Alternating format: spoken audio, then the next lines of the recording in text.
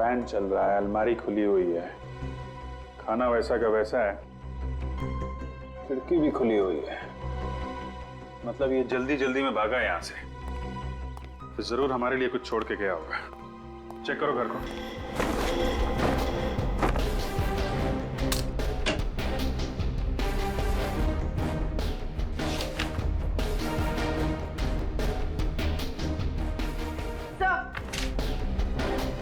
Sir ये photo मिलेगा। ये सर ये फोटो तो स्केच से मैच होता है। ये देखिए। मतलब मिलन ही था जो उस बुक लॉन्च में गया था। चेक करो, देखो और क्या मिलता है।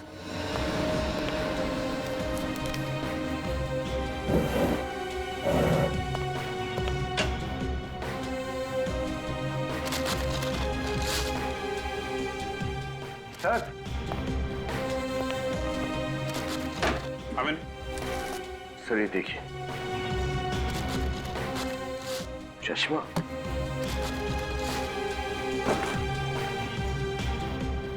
हाँ, वॉचमैन ने भी बताया था ना, गोली चलने के बाद जो आदमी गेट से निकला था उसने यही पहन रखा था, काला कोट, चश्मा और हैट।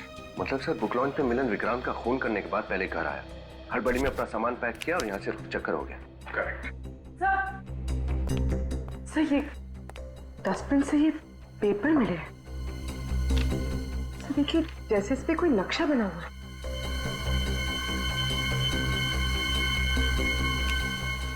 नक्शा ही लग रहा है। जोड़ो इसे।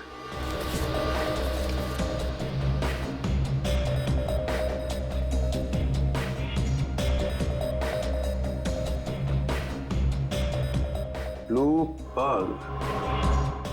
Blue pearl. पता लगाओ ये जगह कहाँ पे है। निखिल, तुम्हें पूरा यकीन है यही वो जगह है? हाँ सर, उस कागज पे जो लैंडमार्क था वही होटल है और इस होटल के आसपास सिर्फ यही एक फार्म हाउस है।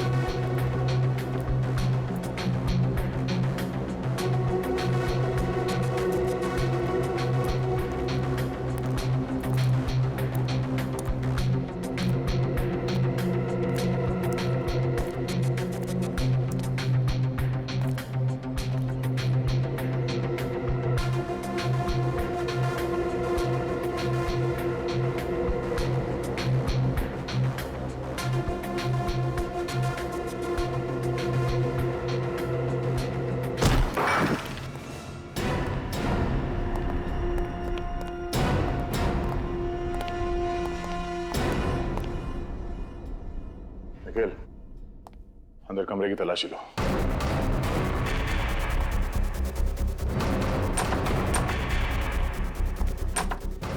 सर, सर ये देखिए। सर ये सेटअप तो बिल्कुल वैसा ही सेटअप है जो उस बुक लॉन्च फंक्शन के जैसा था। हाँ? सर इसका क्या मतलब हो सकता है? इसका मतलब ये कि खूनी काफी अरसे से ये खून करने की प्लानिंग कर रहा था। उसे उस जगह का पूरा लेआउट पता था। उसे ये भी मालूम था कि उस फंक्शन में विक्रांत जी कहां बैठे होंगे।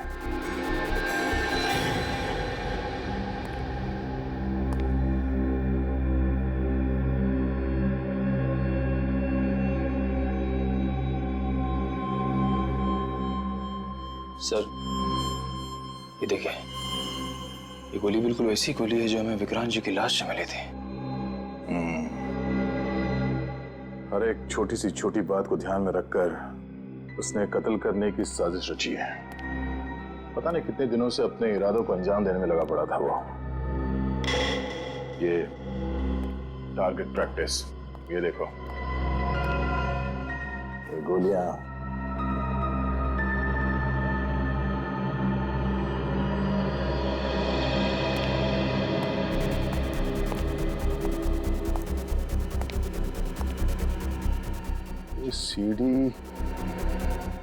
सीडी प्लेयर और म्यूजिक सिस्टम।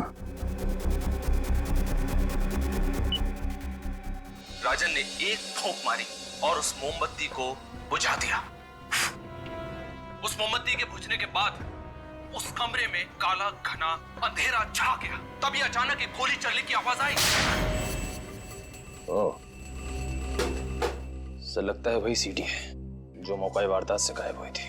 हाँ, ये वही सीडी है और इसी सीडी की मदद से उसने अपना टाइमिंग एकदम परफेक्ट रखा। जैसे ही सीडी में गोली चलने की आवाज आई, उसने अपने गन से गोली चला दी। और इस टारगेट को देखो, ये इतने सारे छेद हैं।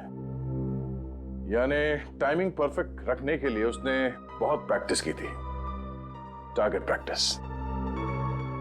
और सर इसीलिए उसने ये पर्दे और खिड़कियां सब बंद करके रखा, ताकि जब वो गोली चलाने की प्रैक्टिस करे तो ना उसे कोई सुन सके ना देख सके। निखिल, आसपास जाके पता करो कि ये फार्म हाउस किसका है।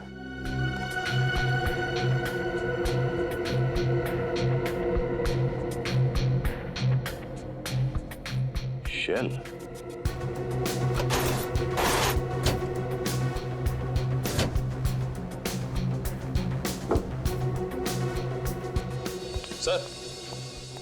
सर जो बात पता चली आप सुनेंगे तो हैरान हो जाएंगे। क्या? सर ये फार्म हाउस विक्रांत जी की वाइफ रेखा के नाम पे है। रेखा? मैं सच कह रही हूँ, मेरे ही फार्म हाउस पर मेरे ही पति के मर्डर की प्लानिंग चल रही थी। इसके बारे में मुझे कुछ भी नहीं पता था।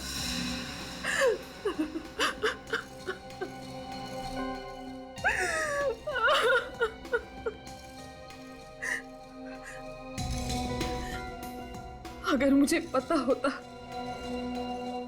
तो क्या मैं अपने पति को बचाती नहीं? क्या मैं सीआईडी को इन्फॉर्म नहीं करती? ये फार्म हाउस की चाबी किस किस के पास रहती है? एक चाबी मेरे पास रहती है और दूसरी विक्रांत के पास रहती थी। जब भी उसका मन करता था वो वहां चला जाता था। मैं तो काफी अरसे से फार्म हाउस पर गई नहीं। अच्छा, विक्रांत जी ने कभी आपसे किसी मिलन नाम के आदमी के बारे में कुछ कहा था? नहीं सर, ये नाम तो मैं पहली बार सुन रही हूँ। क्या आपने हाल फिलहाल विक्रांत जी के बर्ताव में कुछ बदलाव देखा? हाँ, काफी समय से विक्रांत का बर्ताव अजीब सा हो गया था। वो कहाँ जाता है, किससे बात करता है, कभी कुछ नहीं बताता था। सुबह भी जल्दी निकल जाता था और रात को भी देर से लौटता था। तो आपने उनसे पूछा नहीं? बहुत बार पूछा, लेकिन उसने तो मेरे सारे सवालों का जवाब देना ही बंद कर दिया था। जब भी कुछ पूछो बस चुप रहता था। ठीक है रेखा जी, अभी आप जा सकती हैं। जरूरत पड़ेगी तो आपको दोबारा बुलाएंगे।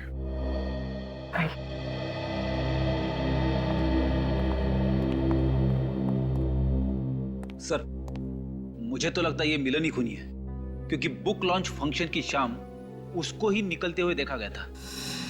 हाँ, कहीं से उसने फार्म हाउस की चाबी का इंतजाम किया होगा। वहां पे सीडी के म्यूजिक पे गोली चलाने की प्रैक्टिस की और बुक लॉन्च में जाके विक्रांत जी का खून कर दिया। पर सर हमें ये भी नहीं पता कि मिलन है कहाँ। और ये भी नहीं पता कि वो जर्नलिस्ट अंजलि की मौत का इस केस से क्या लेना देना है। सर, डेक्टाफोन में से जो हमें टेप मिला था वो बुरी तरह से डैमेज था, लेकिन अब उसे रिपेयर कर लिया गया है। Very good. तो डिक्टाफोन लाना जरा।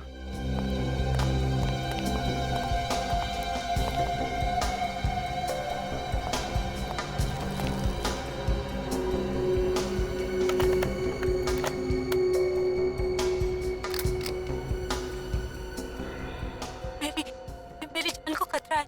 मैं मारवे रोड फ्लैट नंबर 5 में मछुआरी गली में रहती हूँ। अगर मुझे कुछ हो जाएगा तो मेरी मौत का जिम्मेदार। जान को खतरा? फिर से रिमाइंड करो।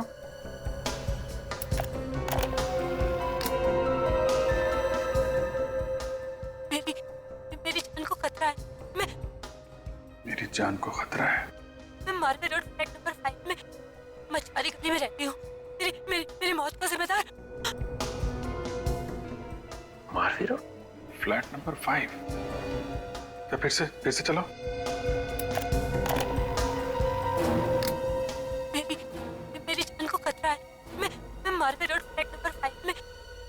मछुआरी गली में रहती हूँ। हाँ सर, तो फ्लैट नंबर 5 मारवे रोड, मछुआरों की कॉलोनी के पास। इस टेप से 2 बातें तो पता चली हैं। अंजलि की जान को खतरा था और मरने से पहले उसने एड्रेस बताया था फ्लैट नंबर 5 मारवे रोड, मछुआरों की कॉलोनी के पास। देखते हैं कौन रहता है इस एड्रेस में।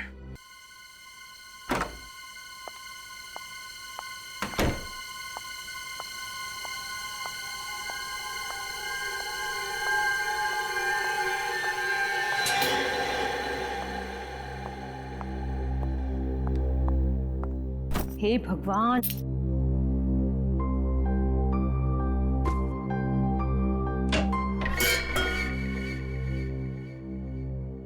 कौन है?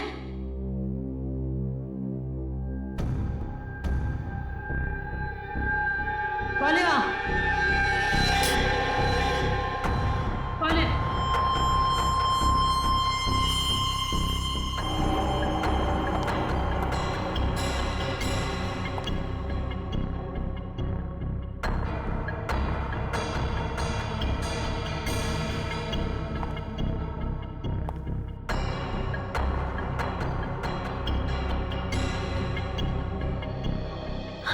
मैं भी ना बेकार में टेंशन लेती रहती हूँ, कोई भी नहीं है यहाँ पे।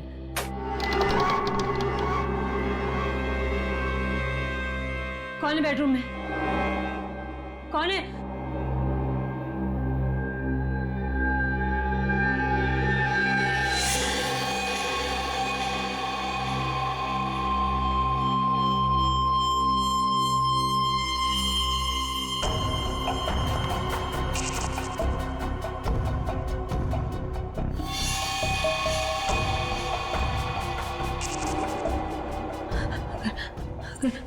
अगर वो धमकी वाली बात सच है तो मेरी जान को खतरा है।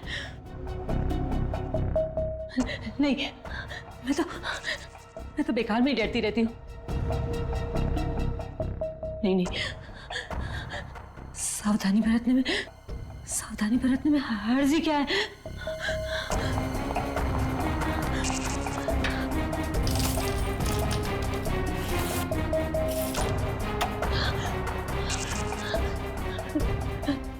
मेरी जान को खतरा है। अगर मुझे कुछ हो जाएगा तो मेरी मौत का जिम्मेदार तुम। छोड़ो इसे, छोड़ दो मुझे, मैं पुलिस बुला लूंगी। छोड़ो।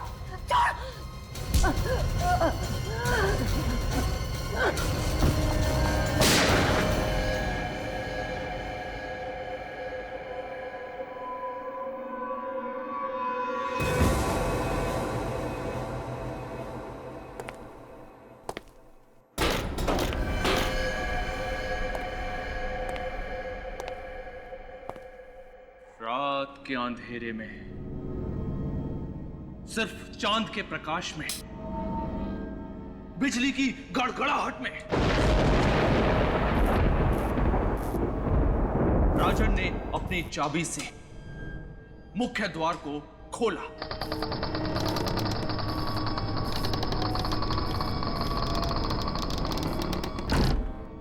राजन शयन कक्ष की ओर मुड़ा।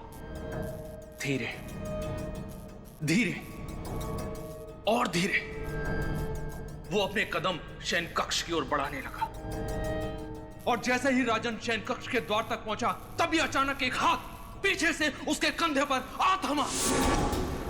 राजन की चीख निकल गई। राजन ने पलट कर देखा तो वो उसकी पत्नी अनीता थी। अनीता ने बड़े ही प्यार से राजन से कहा, जानू, हैप्पी बर्थडे। अनीता के हाथ में एक केक था। उस केक के ऊपर एक जलती हुई मोमबत्ती लगी हुई थी। रेखा, तुमने देखा ये लाइट और साउंड वाले आईडी कहाँ हुए? डिस्टर्ब मत करो, सुनने दो। अरे हिट है, खूनी लिबास नावल सारे देश में धूम मचाएगी, देखना। राजन बड़े ही प्यार से अनीता की आंखों को पढ़ रहा था। अनीता ने राजन से कहा, ऐसे क्या देख रहे हो? तुम्हें क्या लगा मैं तुम्हारे जन्मदिन को भूल गई? राजन मुस्कुराया। अनीता ने बड़े ही प्यार से राजन का हाथ पकड़ा और उसको टेबल तक ले गई। अनीता ने वो केक टेबल के ऊपर रख दिया। अचानक अनीता ने चाकू उठाया और तेजी से राजन की ओर घुमाया। राजन डर गया। तभी अनीता बोली, चानू, केक नहीं काटोगे? राजन ने राहत की सांस ली। उसने वो चाकू अनीता के हाथ से अपने हाथ में लिया और जैसे ही उसने वो चाकू केक काटने के लिए केक के ऊपर रखा, तभी अनीता चिल्लाई, रोको! राजन फिर डर गया। अनीता मुस्कुराई।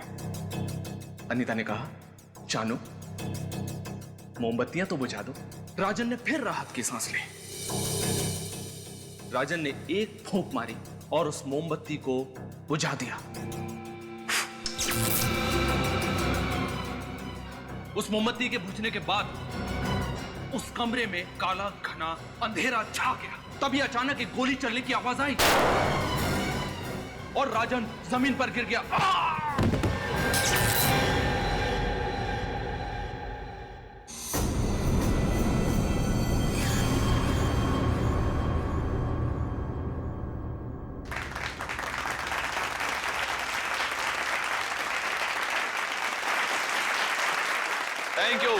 Thank you very much.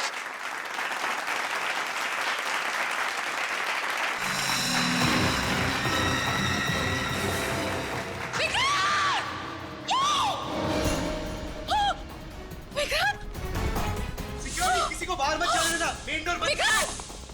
Vikrant! Vikrant, क्या हो गया तुम्हें? अरे कोई सीआईडी को बुलाओ जल्दी। विक्रांत! विक्रांत! विक्रांत!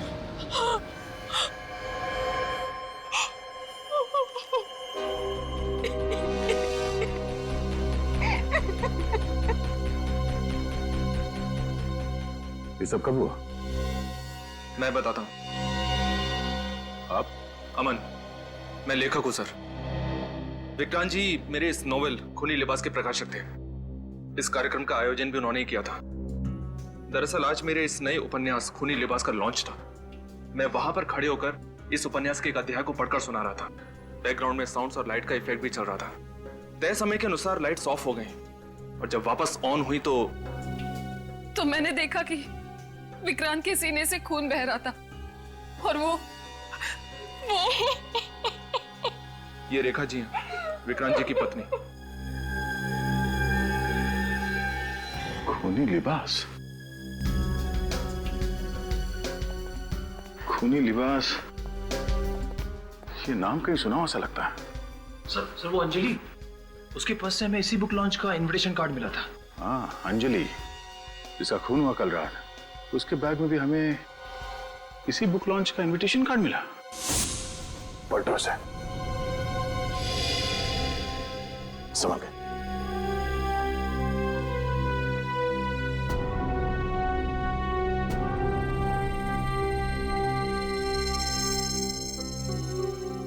तो अंजलि का और उस हमलेवार के बीच में काफी हाथापाई हुई थी। निशाने को देख के लगता है कि अंजलि ने अपने आप को बचाने की पूरी कोशिश की थी। हाँ सर, लेकिन हत्यारे ने बड़ी बेरहमी से इन पर गोली चला दी। दरवाजा टूटा हुआ नहीं है, घर की सारी चीजें, सारा सामान अपनी जगह पे है। यानी वो हमलावर घर के अंदर जबरदस्ती नहीं घुसा है, अंजलि ने उसे अंदर आने दिया है। इसका मतलब है कि अंजलि उसे जानती थी।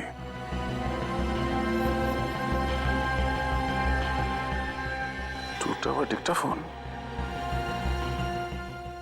जरूर अंजलि ने इसमें कुछ रिकॉर्ड किया होगा, तभी उस हमलावर ने इसे तोड़ दिया।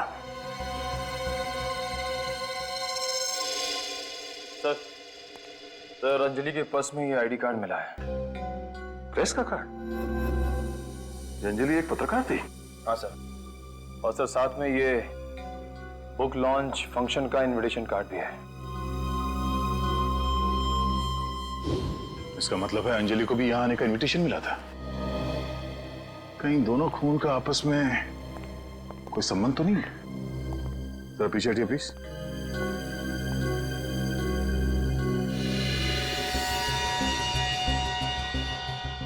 गोली विक्रांत जी के सीने पे लगी है, यानी वार सामने से किया गया। जरा ना आगे लो।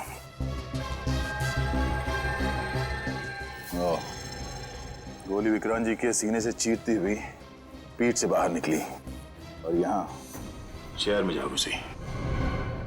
सर तब तो गोली बहुत नजदीक से चलाई गई होगी, क्लोज रेंज से। इन्हें नीचे लिटा दो, संभाल के।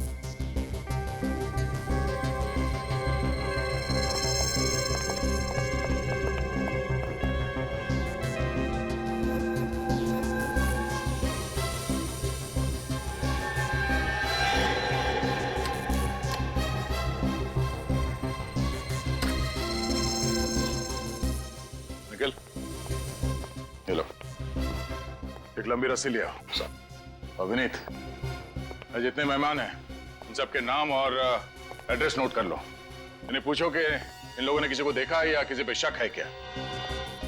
और जितने लोगों को इनविटेशन दिया गया उन सब की एक लिस्ट बनाओ और पता करो कि यहाँ कौन लोग हैं जो जबरदस्ती बिना इनविटेशन के अंदर घुसा है। और ये भी पता करना कि कौन लोग हैं जो इनविटेशन देने के बावजूद यहाँ पे नहीं आए। सर जिस तरह से गोली चलाई गई है, स्टेज पर से ही चली हो। ये कैसे हो सकता है सर? इस स्टेज पर तो सिर्फ मैं ही था।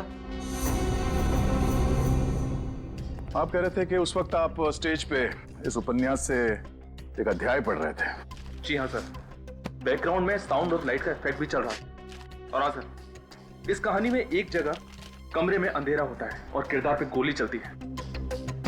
और उस वक्त इस हॉल में भी अंधेरा हुआ था। ये अंधेरा होना और गोली चलने की आवाज ये पहले से तय था क्या? जी हाँ सर, गोली की आवाज की रिकॉर्डिंग सुनाई देना और ठीक उसी वक्त सचमुच की गोली चलना इत्तेफाक तो नहीं हो सकता। हमें वो ऑडियो सीडी चाहिए गोली चलने की। जी हाँ, मिल जाएगी। सर, सरसी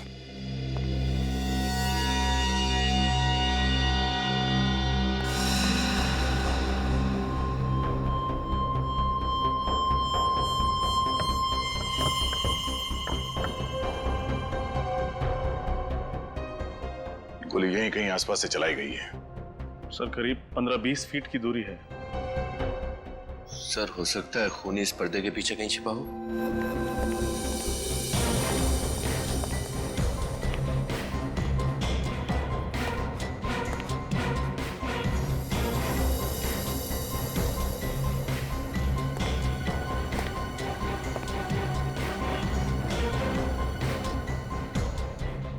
गोली यहाँ इसी जगह से चली है, ये देखो।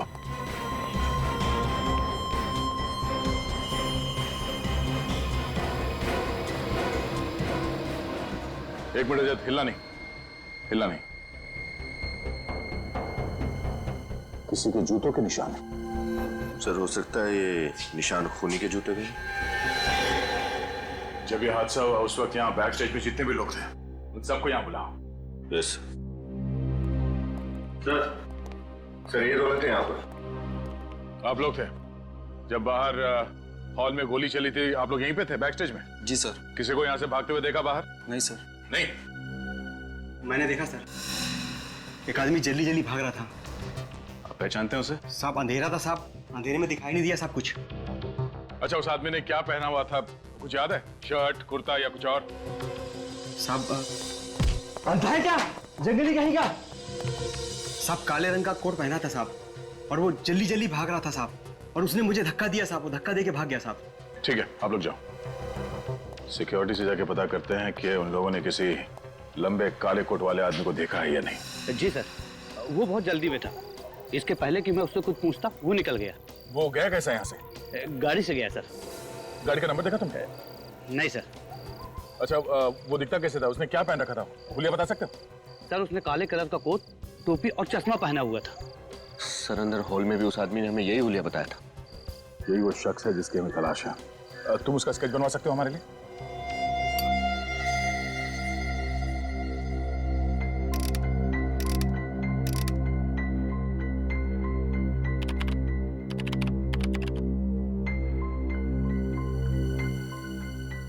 जी साळुंके साहब, कोई खास बात पता चली है क्या? खास बात यह है अभिजीत कि 2 बुलेट्स आप लोग देख रहे हैं, इसमें से ये वाली बुलेट मुझे अंजलि की बॉडी में से मिली है और ये बुलेट मुझे विक्रांत की बॉडी में से मिली है और दोनों बुलेट .32 कैलिबर की गन से चली है। यहां देखो, ये देख रहे हो, दोनों गोलियों पर गन बैरल का एक जैसा निशान है, एकदम आइडेंटिकल। इसका मतलब अंजलि और विक्रांत को एक ही गन से मारा गया है।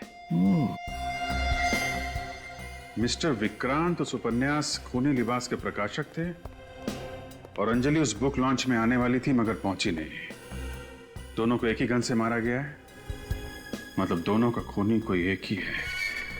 मगर एक बात समझ में नहीं आ रही सर, खूनी ने ठीक उसी वक्त गोली कैसे चलाई जिस वक्त फंक्शन के बैकग्राउंड म्यूजिक में गोली चलने की आवाज थी? एक बार वो बैकग्राउंड म्यूजिक सुनते हैं। उसने वो चाकू अनीता के हाथ से अपने हाथ में लिया। राजन ने फिर राहत की सांस ली। राजन ने एक फूंक मारी और उस मोमबत्ती को बुझा दिया। उस मोमबत्ती के बुझने के बाद उस कमरे में काला घना अंधेरा छा गया। तभी अचानक एक गोली चलने की आवाज आई और राजन जमीन पर गिर गया। हाँ यार, थोड़ी मिस हो गई है, फिर से ट्राई करता हूं। सचिन, फिर से मुझे ऑन करना। और उस मोमबत्ती को बुझा दिया। उस मोमबत्ती के बुझने के बाद उस कमरे में काला घना अंधेरा छा गया। तभी अचानक एक गोली चलने की आवाज आई और राजन जमीन पर गिर गया।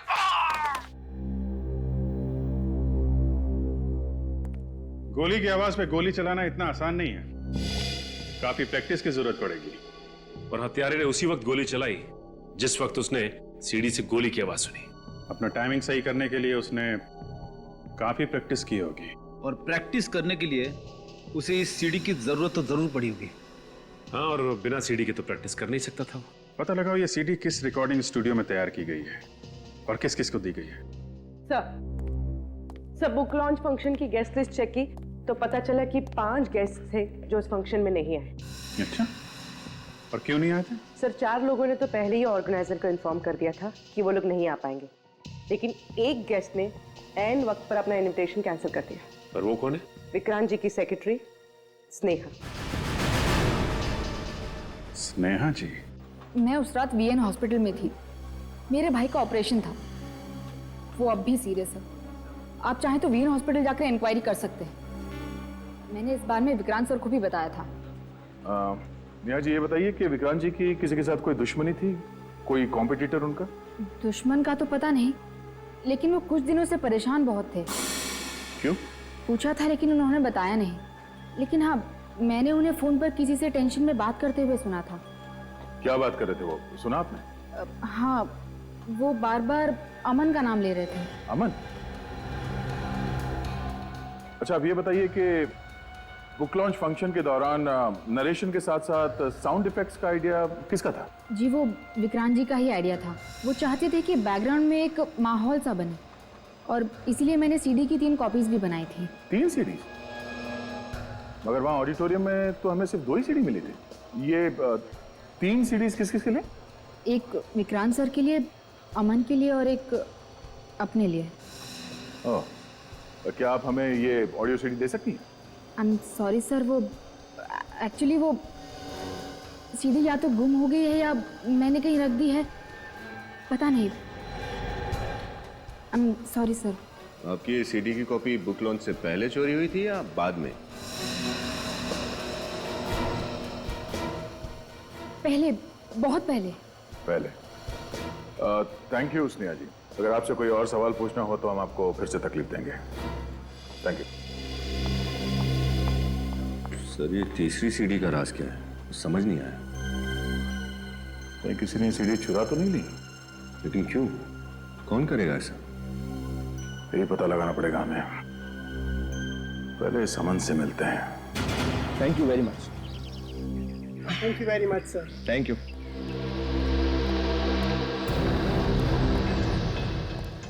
अरे सर, आप लोग यहाँ? हमें पता चला कि आप पत्रकारों को इंटरव्यू दे रहे हैं, तो सोचा लगे आज क्यों ना हम भी कुछ सवाल पूछ लें आपसे। क्या बात करें सर, एक जर्नलिस्ट को जवाब देने में और सीआईडी ऑफिसर्स को जवाब देने में बहुत बड़ा फर्क होता है। हाँ, फर्क तो होता है। पत्रकार को जवाब देने से मना किया जा सकता है, पर सीआईडी ऑफिसर्स को जवाब तो देना ही पड़ता है। क्या बात है दया सर, आपको तो एक लेखक होना चाहिए था। नहीं, मैं इसी में खुश हूँ। खैर, विक्रांत जी के बारे में कुछ पूछना था आपसे। विक्रांत बहुत ही सीधा साधा और बड़े ही दिल वाला था। मैं आज जो कुछ भी हूँ उसी की वजह से तो हूँ। अगर मैं सच कहूँ सर, तो उसके चले जाने का सबसे ज्यादा नुकसान मुझे हुआ है। पिछले कुछ दिनों से उनके व्यवहार में कुछ बदलाव देखा था आपने? कोई अजीब सी बात? जी हाँ, वो बहुत ही खोया खोया सा रहने लगा था, गुमसुम, खामोश। ऐसा लग रहा था जैसे कोई परेशानी उसको अंदर ही अंदर खाई जा रही है।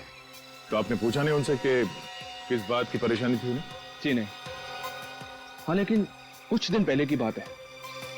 मैं ऑफिस की लॉबी से गुजर रहा था, तो मैंने देखा कि वो फोन पर किसी से गुस्से में बात कर रहा था। किससे बात कर रहा था? शायद वो किसी मिलन से बात कर रहा था और कह रहा था कि मिलन, तुम मेरे साथ ऐसा नहीं कर सकते। और आपने ये नाम मिलन पहले सुना था या किसी मिलन को जानते हो आप? जी नहीं। Thank you. तो स्नेहा कह रही थी कि उसने विक्रांत को किससे फोन पर बात करते समय अमन का नाम लिया, और ये अमन कह रहा है कि उसने मिलन का नाम लिया। इन्हें एक काम करो, विक्रांत जी के मोबाइल से मिलन का नंबर निकालो और फिर उसका एड्रेस। पता चल जाएगा कौन सच बोल रहा है और कौन झूठ।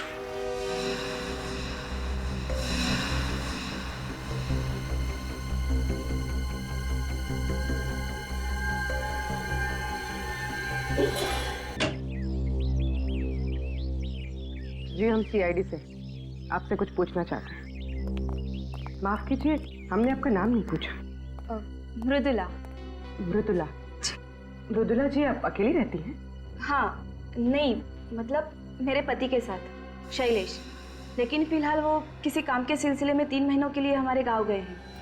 ओह अच्छा। आप किसी अंजलि को जानती हैं? अंजलि? एक सेकंड, ये है उसकी फोटो। कौन? अंजलि एक पत्रकार थे।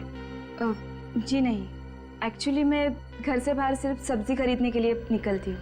मैं किसी पत्रकार को नहीं जानती। सब्जी भाजी खरीदने जब घर से बाहर जाती हैं तो शायद आपने कहीं इसे देखा हो, इसके बारे में सुना हो। जी नहीं।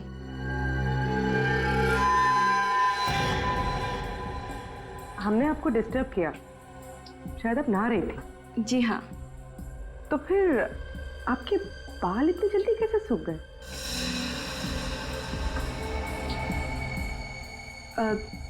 जी वो मैं शैम्पू करने जा ही रही थी, तब आप लोग आ गए। अब आप लोग जाएंगे तब मैं कर लूंगी शैम्पू। अच्छा, मतलब आप चाहती हैं कि हम लोग चले जाएं? जी नहीं, मगर वो पानी चला जाएगा तो प्रॉब्लम हो जाएगी।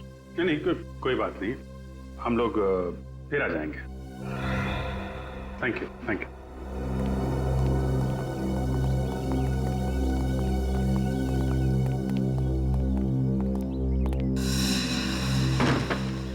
झूठ बोल रही है। हाँ सर, वो शैम्पू वाली बात तो छोटी थी। जानबूझ के दरवाजा खोलने में देर लगाई। शैम्पू का तो सिर्फ बहाना था। लेकिन सर ऐसा किया क्यों होगा इन्होंने? हॉल की दीवार पे एक जगह खाली थी। ऐसा लग रहा था वहां पे कोई पेंटिंग लगी थी या कोई फोटो फ्रेम था। मतलब सर अभी हमारे अंदर घुसने से पहले उन्होंने वहां से वो फोटो फ्रेम या पेंटिंग हटा दी होगी। तब तो ऐसा ही रहा है। मगर वो ऐसे क्यों करेगी सर? नहीं चाहती होगी कि हम वो फोटो फ्रेम या पेंटिंग देखें। सर ऐसी क्या खास बात होगी उस फोटो फ्रेम या पेंटिंग में? उसी का पता लगाना पूर्वी। चलो जरा पड़ोसियों से मिलते हैं।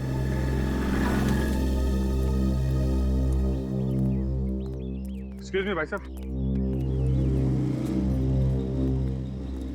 देखिए हम लोग सीआईडी से हैं। आप यहीं आसपास रहते हैं? हाँ सर, ये वाला घर मेरा है। हो, आप फिर तो शैलेश जी और मृदुला जी को जानते होंगे? हाँ, बहुत अच्छे से। कितना जानते हैं उनके बारे में? I mean, उनके बारे में ऐसी कोई बात जो आपको खटकती हो, कुछ अजीब लगता हो उनके बारे में? हाँ सर, एक्चुअली सर वो दोनों वैसे तो बहुत मिलनसार है सर, लेकिन पिछले कुछ दिनों से सर उनका बर्ताव बहुत अजीब सा हो गया सर। अजीब सा मतलब? अचानक हम सबसे बातें करना बंद कर दिया है, सहमे सहमे से रहते हैं सर। तो इसकी वजह नहीं पूछी आपने? पूछा था सर, उन्होंने जवाब नहीं दिया, बात को घुमा दिया सर। अच्छा, इनके घर आना जाना तो होगा आपका? हाँ, काफी बार मैं जा चुका हूँ। I see। फिर तो आपने इनके हॉल में जो एक तस्वीर है वो तो देखी होगी, वो जो है ना, वो बड़ा सा फ्रेम है हॉल में बिल्कुल सामने, वो कौन सी फोटो थी वो? मैरिज वाली सर, मृदुला जी और शैलेश जी की शादी की फोटो है सर। कहीं आप उसी की बात तो नहीं कर रहे? अच्छा अच्छा, हाँ हाँ वही। अच्छा, ये शैलेश जी काम कहाँ करते हैं? शॉपिंग आर्केड में सर। कौन से शॉपिंग आर्केड? वो हाँ, arc line shopping arcade sir. अच्छा अच्छा, thank you very much. Okay sir. Sir ने वो मृदुला जी और शैलेश जी की शादी की फोटो हमसे क्यों छुपाई? शायद शैलेश की पहचान छुपाने के लिए। Arc line shopping arcade.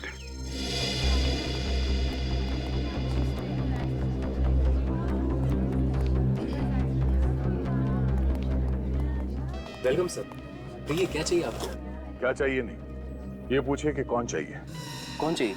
Shailesh, जो यहाँ काम करता है। तो शैलेश, वो तो यहाँ काम करता था, उसने तो नौकरी छोड़ दी। कितना टाइम हुआ उसे काम छोड़े हुए? ये कोई 3 महीने हुए होंगे। 3 महीने? अच्छा, अब इस शैलेश के बारे में कुछ और बता सकते हो आप हमें? शैलेश के बारे में सर जितना कहा जाए उतना कम है। एकदम फर्स्ट क्लास सेल्समैन था सर। कस्टमर से इतनी अच्छी तरीके से बात करता था कि जो कस्टमर टाइम पास करने के लिए भी आते थे वो सामान खरीद लेते थे। जब वो इतना अच्छा सेल्समैन था, फिर उसने यहाँ से नौकरी क्यों छोड़ी? सर वो कह रहा था कि कोई बड़ा जैकपॉट लगा है उसे, अब वो खुद की दुकान खोलना चाहता है, तो इस सिलसिले में उसे कुछ टाइम के लिए गाँव जाना पड़ेगा। उसका गाँव कहाँ है, कुछ बताया उसने? नो सर, ये तो बताया नहीं सर। ओह, अच्छा, उसकी कोई फोटो तो होगी ना तुम्हारे पास? सर ये रही उसकी फाइल।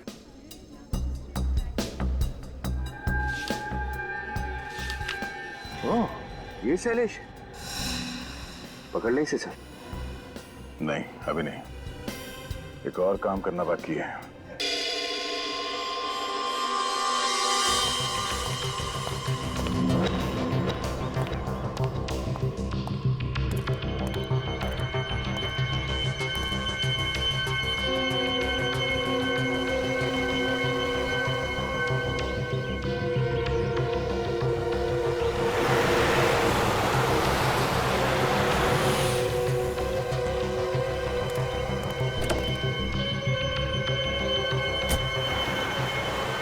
बैठ के तो नहीं जा रहा? हम भी चलते हैं, जाइए, जा रहा है।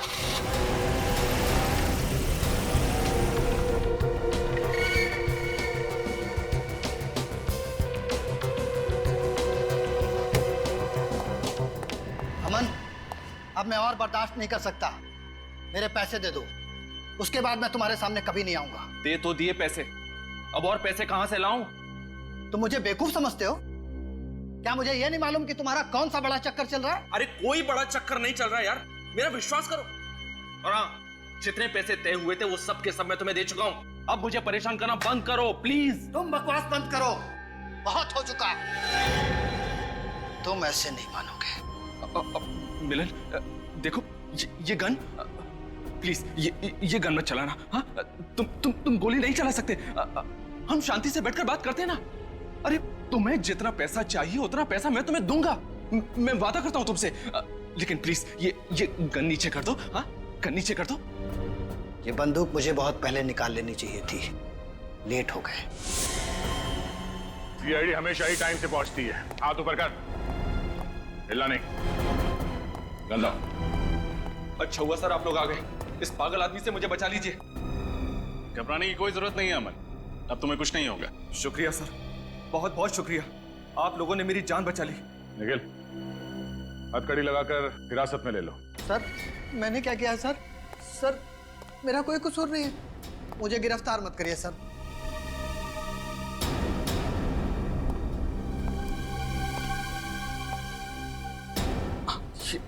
ये आप क्या कर रहे हैं sir?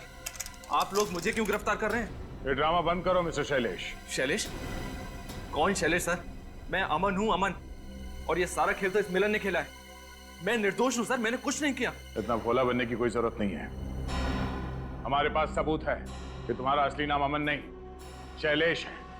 Arc line shopping arcade में काम करने वालों के रजिस्टर में तुम्हारा नाम है, समझे? और वहां तुम्हारी फोटो भी है। तो मिस्टर शैलेश, अब तुम महान लेखक नहीं रहे। मिलन, विक्रांत जी से तुम कैसे मिले? जब दो पब्लिशर ने मेरी कहानी छापने से इनकार कर दिया तब मैं विक्रांत जी के पास गया। विक्रांत जी को मेरी कहानी बहुत पसंद आई, लेकिन उन्होंने कहा कि हम इसे नकली नाम से छापेंगे। इसलिए विक्रांत जी ने तुम्हारे उपन्यास को तुम्हारे नाम से नहीं, बल्कि एक नकली लेखक अमन के नाम से छाप दिया। जी, और जब उपन्यास को सराहा गया तो मुझे लगा कि विक्रांत जी मुझे दुनिया के सामने लेकर आएंगे, लेकिन विक्रांत जी को लगा कि दुनिया इस बात को कभी नहीं मानेगी कि मुझ जैसा दिखने वाला साधारण आदमी लेखक हो सकता है। उपन्यास की पब्लिसिटी के लिए उनको स्टाइलिश और आधुनिक चेहरा चाहिए था। और तभी उनकी मुलाकात शैलेश से हुई आर्क लाइन शॉपिंग आर्केड में। हाँ? और तुम्हारी मीठी जुबान से बहुत इंप्रेस हो गए वो। तो उन्होंने एक प्लान बनाया। उन्होंने सोचा क्यों ना तुम्हें अमन बनाकर दुनिया के सामने लाया जाए। हाँ? पैसा और शोहरत पाने का मेरे पास ये सबसे अच्छा मौका था सर, लेकिन विक्रांत जी ने तय किए हुए पैसे मुझे नहीं दिए। इसलिए तुमने मिलन से हाथ मिला लिया और अपने मकसद को पूरा करने के लिए अंजलि नाम की जर्नलिस्ट की मदद ली। मगर शैलेश, तुम्हारा लालच बढ़ा, तुमने अपना प्लान चेंज कर दिया। तुमने सोचा क्यों ना विक्रांत जी को ही मार दो ताकि उनके रॉयल्टी के सारे पैसे तुम्हें मिल जाएं। हाँ, और उनको मारने की प्रैक्टिस भी मैं उन्हीं के फार्म हाउस पर किया करता था। और अंजलि को इसलिए मार दिया क्योंकि अगर वो जिंदा रहती तो तुम्हारी सारी असलियत सबके सामने ला देती, है ना? मिलन भी तो तुम्हारी असलियत जानता था, इसको क्यों जिंदा छोड़ दिया? ये कहीं गायब हो गया था। चलो इतना तो पता चल गया कि तुमने जानबूझकर मिलन को उस रात बुक लॉन्च पर बुलाया और बैक स्टेज के पर्दे में छेद बनाया। ये बताओ, विक्रांत जी पर कैसे गोली चलाई तुमने? मैं गन किताब में छिपा कर लाया था। मैंने स्टेज से ही अंधेरे में उन पर गोली चला दी। चलिए नकली लेखक, असली जेल में सजा काटने का वक्त आ गया है।